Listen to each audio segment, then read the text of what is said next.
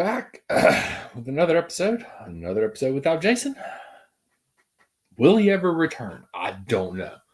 I feel like he leaves and the shit just hits the fan, and I've got to do podcasts all the time, which I love doing podcasts. I love talking to you people out there on YouTube. Get in the comments. Tell me what you think of Chelsea's new hire. We have a new manager, Liam Rosenior. I don't know how to pronounce his name. I'm just going to call him Liam. The former Strasbourg manager, who Chelsea also owned. So, no surprise there that he is the new manager. I said on this podcast months ago that he would be the future manager of Chelsea Football Club. I did not expect it to happen in January of 2026. Did not expect that. I expected Maresca to finish out the year. I expected Maresca to be here for 2-3 years for a little while. His results and the way he was managing led me to believe that. But I did say on this podcast that Liam would be our next manager, and here we are. We're there. Liam Rodengardner, Rudebaker, whatever you want to call him, is here. And I mean, this isn't going to be a 30-45 minute podcast. Probably, I just want to touch on a few things. The few of the things that stood out to me as I haven't watched a lot of Strasbourg matches, so I'm not going to sit here and pretend like I know everything. I've read a little bit about his tactics, watched some videos here, watched some videos there, done a little bit of research. I hadn't deep dived into it, so I'm not really an expert on him. There were some things that concerned me about some of his tactics, and we'll get into those here pretty soon. But I think the first thing that we need to start off with is let's just talk. And again, this is Blueco at its finest. And once again, in the art of the deal, apparently they never read that freaking book because they have no clue how to make a deal, how to structure contracts, what the hell they're doing. They just throw freaking darts to the board, and whatever number it lands on is how many years the freaking manager gets as a contract. I mean, I think Potter was on 5. Potts was on a year with an option for a second. I think Potter's was 5 plus 1, and Potter's was 5 plus 1, if I remember correctly. And I hadn't looked at that information in a while. I know Potter was a year plus 1. Maresca was a 5-year deal. And now we get to Liam, and they're like, what the hell? Why not just give the man a 6.5-year freaking contract? What he has done to earn a 6.5-year contract is beyond me. I do not understand what this man has done to earn a 6.5-year contract. He got Strasbourg to the Conference League last year. Great. I believe he was the manager at, don't hold me to this, why am I drawing a blank? I believe it was Hull City. Is where he, Hull City, got them promoted I believe he got them promoted from League One to the Championship, or I don't know, he managed them while they were in the Championship. Regardless, he's managed Hull City, went to Strasbourg, so, I mean, he's English, up-and-coming manager. I mean, I think that I've liked some of the things he said in the past. I like his demeanor that he has, but a 6.5-year freaking contract is the most laughable thing for an unproven manager in the Premier League. Jose Mourinho, sure, give him a 6.5-year contract. Sure, give Tommy T a 6.5-year contract. Sure, give Ancelotti somebody that's a proven manager. Jurgen Klopp, 6.5-year contract, no problem. We would have gone out and got Emery from Villa. Yeah, sure, give him a 6.5-year contract. Whatever. I'd be fine with some of those people getting 6.5-year contracts. But a guy that has not proven himself in the top League One, it's just a PSG league. That's all it is. It's just PSG's exhibition matches for their real matches in the Champions League. So you can't convince me that you're getting a top manager from Ligue 1. Like, Give him a year and a half, 2 year deal, 2.5 year deal. You know, I mean, I understand you got to give him some stability, but 6.5 is just absurd. It's just laughable at this point that these guys and what they do. I really do wish could get in these directors of football's heads and see what their thought process. What was their freaking logic behind giving this guy 6.5 freaking years? And this isn't a knock on Liam because I do think he has some positives about him. I support him. I'm going to be behind him 100% on this. This isn't a shot at him. It's not his fault. He just signed the thing. He probably was jumping for joy when they offered him a 6.5 year deal. I would be too if I was in him. Maybe he just has a hell of an agent. Maybe that's what it is. I don't know. But whatever it is, however he got this freaking contract, bloody hell, good for him, bad on Bluco. That's the way I look at it. Good for Liam. You and your agent did your job. You got a deal. And now when you inevitably probably get fired in 2.5 years, 2 years, whatever it is, Jason maybe will play an over-under game on how long we think Liam will last at the club. At this rate, the longest manager that Bluco has had tenured was Maresca at 18 months. A year and a half. That's the longest manager that has been here. Potter made it half a season. Poch made it a full season.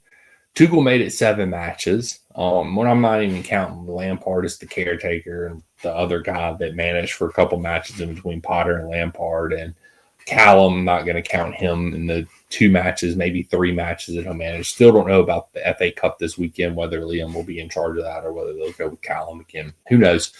You would think Liam would be there. You would think he would be at the bridge, or I don't know. We play Fulham tomorrow. Sorry. So maybe he'll be at the match tomorrow.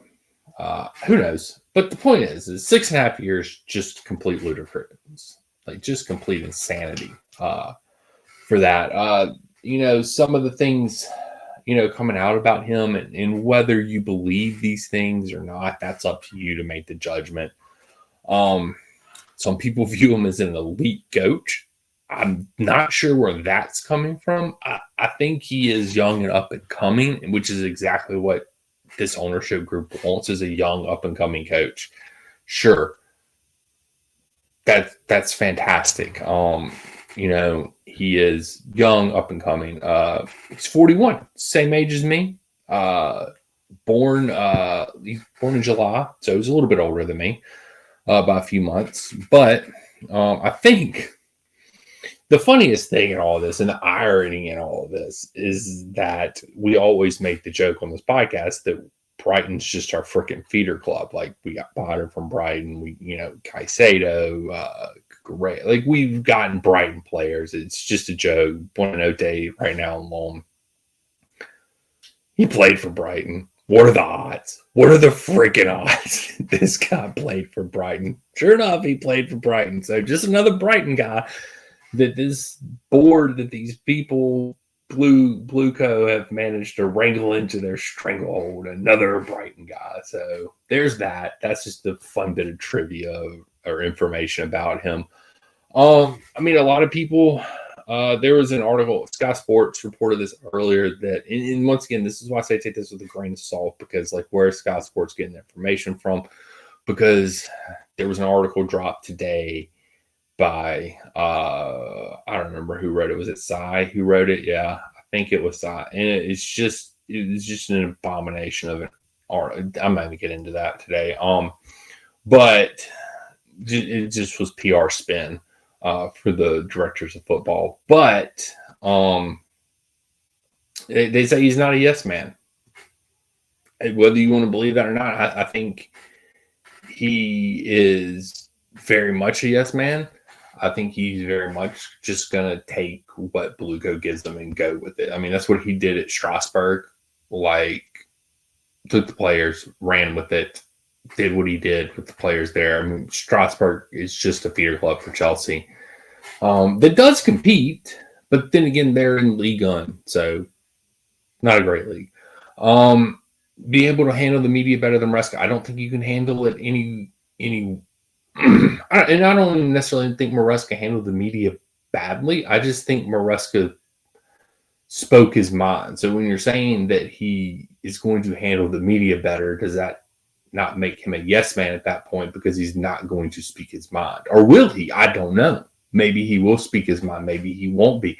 I mean, like you've gone from Potter, who was probably the most yesiest of yes men in the world. The dude's a freaking robot, and even he got frustrated with Blueco. Not to say that his results on the pitch were any good; they were shit. But he still got frustrated with Blueco. So I mean, it's just it's a ticking time bomb with the owners, with the board, with the directors of football. It's just how long is it going to last before the manager gets fed up with them? So I don't know. Maybe he does come off as a very well spoken person. So I will give him that. So I think maybe that's where they're going with the media talks, that he is more well spoken. Maybe he's more well trained in PR. Because let's face it, Maresca was an older guy, and this was his first big job, and he was just pissed off that he won and couldn't get help. Now he's more stubborn and hard-headed, I think, than Liam is, and that's, I think, one of the big things about him is that he is pragmatic and that he is willing to adapt and he is willing to change. He plays I'm trying to add up my players. Was a 4-3-2-6-7-8-9. Yeah, 3-4-2-1 formation. He plays a 4-3-3, plays a 4-2-3-1. Like he plays various formations, so he is adaptable. He does have a design way of his tactics that he does like to play, but he does adapt some. He won't have the power to get a player, but they're going to be collaborative with him. They're going to listen to him and listen to his suggestions. And we know how that goes. They don't give a shit. They give you players and you play with the players you get. Nobody will ever convince me. I don't care how much PR bullshit that comes out and how much PR spin that Blueco tries to do with anything with Maresca and all of this, saying that Maresca signed off on every one of the summer signings because he had just no choice. Yeah, he might have talked to Garnacho before Garnacho got here. That doesn't mean he had a choice whether we signed Garnacho or not, because we were signing Garnacho whether Maresca liked it or not. It just is what it is. We were signing Liam Delap whether Maresca liked it or not. Yeah. I don't know. You will not convince me that these managers, head coaches, because that's what they are. They're not managers, they're coaches, are just handed players. And that has been in the press that's what Blueco wanted from the beginning. They just want a coach. They want somebody that's going to go in there, they're going to give them players, and they just have to coach it. And that's what Liam did well at Strasbourg. He was given players, and he was said, make this work, and he made it work to an extent. This year, not going as good as last year. So yeah, it is what it is. So then you come down to his tactics and you start looking at some of his tactics. And this is where I sort of am hoping that he isn't stubborn, that he isn't, that he is adaptable with his tactics, because one of his main things is the way he plays his goalkeeper. And he plays everything through his goalkeeper. His goalkeeper almost plays as a third center back in the back. They are high up the pitch. The goalkeeper is asked to distribute the ball short, not long. He doesn't like long balls. So it's one of those things. I'm sitting there looking at that, and I just get fear in my eyes. I get anxiety just thinking about having to watch Robert Sanchez try and do this every match. And the thing that has made Sanchez good this year, better than what he has been, is because Maresca had not been asking him to do as much of that this year. When he first got here, Sanchez was awful because Maresca was trying to do everything through him, he was trying to do the pep thing.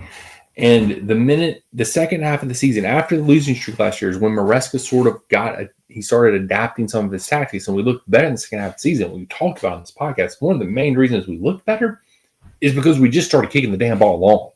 We started playing longer balls over the top. we stop trying to play out from the back because Sanchez is incapable. It's not his strength. His strength is shot stopping and claiming crosses in the box. He is fantastic at that. I will not deny it. That's why when we were going after Mignon in the summer, I was like, this is the stupidest thing ever. Because you look at their save percentages, and Sanchez is vastly superior and playing in a vastly superior league than Mignon is. So why would I want to change? Sanchez is a fantastic. I would argue he's one of the best shot stoppers in the Premier League. Shot stoppers, I didn't say goalkeepers, not overall goalkeepers. He lacks some of the intangibles to be one of the better overall goalkeepers. But you look, he is, I believe he's second in clean sheets this year. Behind, I think last time I looked at him, he was behind Raya, I believe. So, like, Sanchez is an elite shot stopper. He's proven that. Sometimes he does do boneheaded stuff. Sometimes he does do stupid stuff. But I will say that my anxiety with Sanchez has decreased 100-fold this year because Maresca stopped asking to play out from the back. So if Liam comes here and tries to get Sanchez to do that, I'm going to have issues. Number one, with my health, because my anxiety will be through the roof every damn match. But then number two, because the manager isn't adapting to the players that he is given. And that's what you have to do at Chelsea. That's the situation we're in. That's where we are. So maybe they do go after Mignon now. I don't know, because he is. That's the thing. You admit that you sacrifice something one way or the other. Where you stick with Sanchez, you sacrifice the playing out from the back. You bring in Mignon, you sacrifice the shot stopping, but you get the ball. You get the playing out from the back because he's a much better distributor than Sanchez is. Sanchez is the most unorthodox distributor. Never have I ever seen a goalkeeper two-handed chest pass the ball down the pitch. Robert Sanchez does, and you know what? It works 98% of the time. Damnedest thing I've ever seen, but it works. His distribution isn't the greatest, though. You never know where the damn kicks are going to go. But he's an elite shot stopper, and you can't deny that. The facts, the stats back that up. So yeah, the way he plays, fast, quick, not a lot of possession. So that will be a change. And that was one thing. Like, my thing with possession is the way that Maresca played, possession was pointless. We could have 67% of possession and still lose the match, and the other team have more shots on target than us. So my point is possession doesn't matter unless you do something with the possession. How will he break down a low block? One of the most curious things I am curious to see with him. How is he going to break down a low block? Because you know what's going to happen. You know there's going to be teams that play a low block against us. Can he crack a low block? Because gosh knows Maresca sure hell couldn't crack a low block. So can he do that? I just need to see him break down a low block. I just need to see him get consistency out of his players, which from all reports, he does seem to be a good man manager. Now, he has never managed players with the egos. And I say that because the Caicedos, and I don't think Caicedo necessarily has an ego, or Palmer necessarily has an ego, or Enzo necessarily has an ego in a bad sense, but they know that they're good. Like, Reese knows that he's good, but he doesn't let it up. Like, it doesn't come off in a negative way or a negative connotation, but they do know who they are. Like, they're not necessarily kids like a lot of the other players are that he's managed. So how will he manage the different personalities, the bigger personalities? Let's put it that way too. And maybe that's a better way to put it than the egos. Like, how is he going to do that?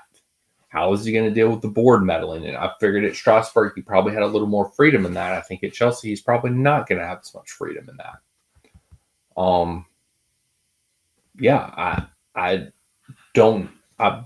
Like I said at the beginning of this podcast, I'm going to be behind him. I'm going to support him because I think that's what we have to do as fans. I think we support the manager. You critique the manager, which is what I'm sort of trying to do in this podcast. Just critique him, tell things I'm nervous about that I worry about with him coming in. We did the same thing with Maresca when he got here. So I don't know. I think that he could be good. But this way, I think he has the potential to be good. I I don't know if he has the potential. I don't know of any manager that can come into this structure and be great. There's a certain limitation that every manager will have on them, no matter how great they were at their other job. Like if you brought Klopp into this Chelsea structure, if you call it the ecosystem that is Blueco, if you brought Jurgen Klopp in here and you said, here's 26 players, you make your best 11 out of them and go coach the team. Klopp, in my opinion, would fail. Number one, because Klopp is highly outspoken, and he deserves every right to because of his pedigree and what he's done in his managerial career. He's earned that right to do that. But he would not survive in the Blueco ecosystem. And that's one of the big overarching things. It's like that people kept saying is that with the managers at Chelsea, you've got to earn your stripes. You've got to earn the right to do this. You got to earn the right to do, to be able to name your players, to do that. I don't care. A manager could be here for 4 years, win the Premier League 4 years in a row, and they still would not let him pick the players. That's not the way the system works. That's not the project. So my question is how does Liam fit into this project? I don't know. I honestly don't know. I don't know whether he's going to be a yes man or he's going to eventually get, annoyed with things, which if you're looking at the pattern, and that's what I tend to look at is what has happened in the past,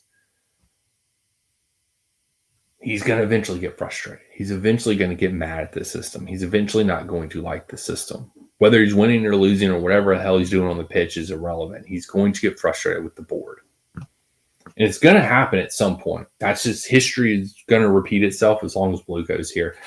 And that's the thing. It's like with all these people spinning this PR campaign about, if the right player comes along, Chelsea will not hesitate to buy them. The age thing is not a real thing. The age it's just a myth. It's just created. And, Chelsea, if the right 28-year-old came along for the right price and fit in our wage structure, we would buy them, But what you've proven is that the only signings that you've made with, I believe, 25 plus players since Blueco's been here is a goalkeeper in Robert Sanchez, who was the third string backup goalkeeper at Brighton, and Tosin, who was free, who couldn't even be kept at Fulham as a center back. Let that sink in for a little bit. Those are their two age signings while they've been here. No, they have no. The history tells me that yes, there is a youth thing in place. That they want youth players that they can then flip for profit.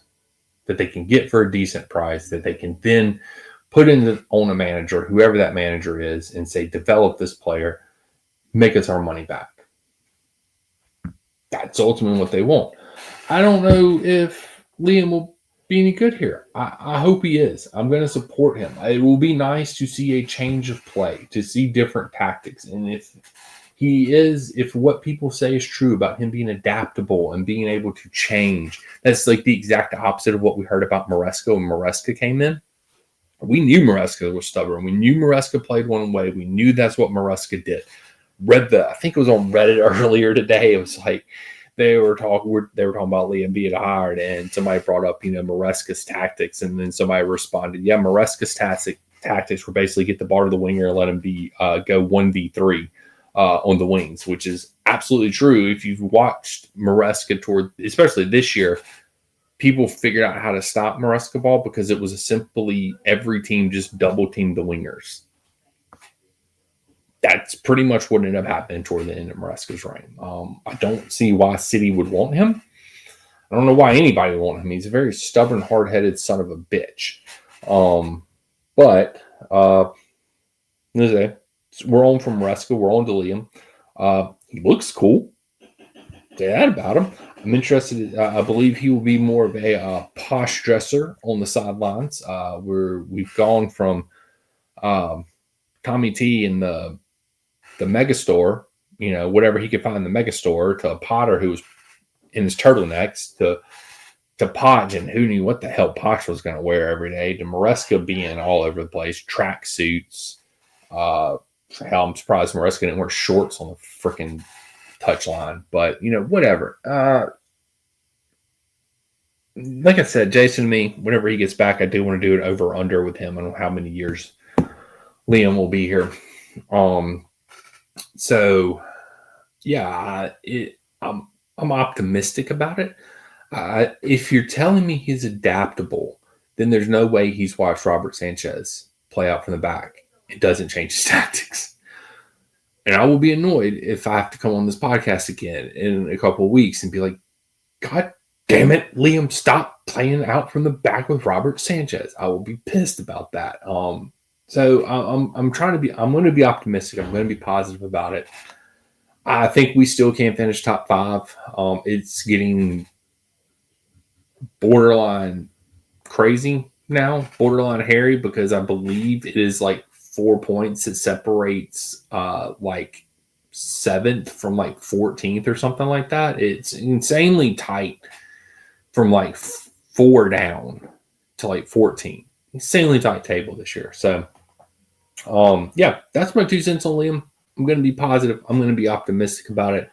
I'm excited to see what he does with Santos, because Santos had a fantastic year under him last year, and we know that the talent is there with Andre Santos. Liam just, and clearly he knows how to get the best out of Santos. So I'm excited to see what he does with Andre Santos in the lineup. I'm excited to see what he does with Estevao. How is he going to play Estevao?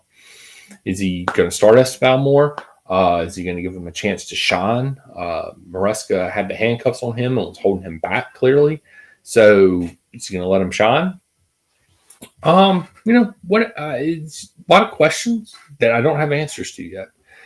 Maybe we'll get some of those answers this weekend. If he takes charge of the match, it'll only be his first match. A couple days of training. Can't judge man by that. But Fulham tomorrow. I believe I predicted a 3-1 win on the pod yesterday. So yeah. But yeah, until that's all I got. And if you're on YouTube, get in the comments, tell me what you think of the hire, because I'm honestly I saw this coming from a mile away. This was always the plan. This was always gonna be the plan. That's exactly how Beluco runs shit. It's all in house. So I got to think that they want a yes man. Liam is somewhat of a yes man because he's been in the system for a year and a half now, 2 years almost. So he knows exactly how Beluco operates. He wouldn't take this job if he didn't. But he was also the manager of Strasbourg. He didn't have the directors of football and Egbali coming in the dressing room after every home match, which is just insanity to me. Complete insanity. Yeah, I don't know. Let me know what you think he's going to do. How is he going to do this year? I'm optimistic. I'm positive. I like a fast play. I think he averages 53% possession at Strasbourg. So he plays fast, quick, one touch. I don't know if our players are capable of that. That's also another thing. Who knows if the Chelsea players can actually play fast and play quick. He's a man-to-man presser. Forces a lot of turnovers in our third. So it'll be interesting to see. I'm optimistic. Like I said, I think the biggest scare for me is that I know the way he likes to play with his goalkeepers, and I know who our goalkeeper is. And like I said, if he fixes that, I will feel so much better about this hire. That is the one thing that scares me the most about this, is because I know we have a goalkeeper that is incapable of playing the way that he wants him to play. And I'm scared to death about that, because we've seen what Sanchez does when he's under pressure. It's not pretty. People hated Sanchez last year because of it. People have come around on Sanchez this year, myself included. I've come complete 180 on Sanchez this year because he's not being asked to do that. And yeah. Anyway, get in the comments. Let me know what you think. I am optimistic, excited to see this new chapter of Chelsea Football Club and our manager begin. Yeah. Follow us on all the socials.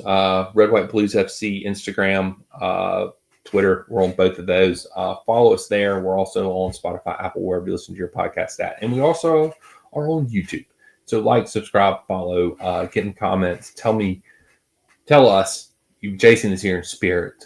He will, like I said, he will be back in less than a week. And I'm counting down the freaking days to this man re-enters my life and joins me once again on this podcast. And yes, I'm so excited about this. But until then, we'll catch you guys and gals on the flip side.